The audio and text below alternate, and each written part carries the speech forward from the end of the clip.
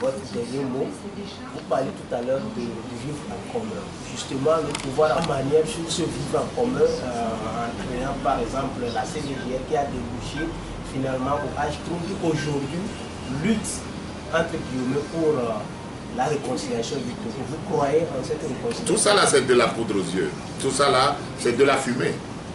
La réconciliation, tout ça. Moi je dis, il n'y a pas de réconciliation lorsqu'on ne crée pas les règles réelles du vivre en commun. On parle aujourd'hui des réformes. On refuse de faire les réformes. On nous projette de faire des élections locales totalement dans des conditions que personne ne contrôle.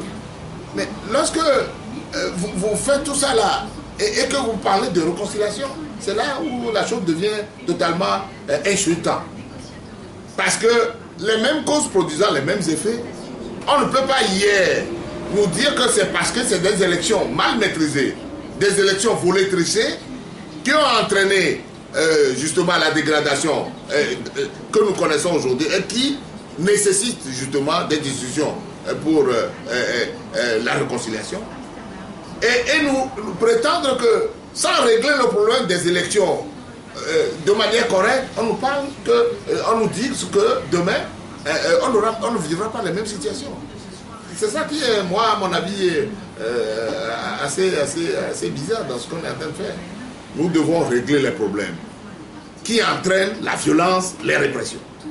Et généralement, c'est le problème des élections.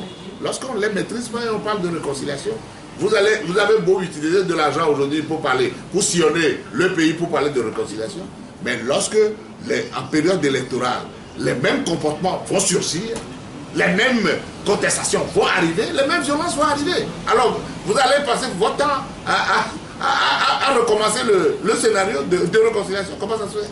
Corrigeons nos comportements. Parce que le pouvoir n'est pas éternel. Les gens doivent le comprendre.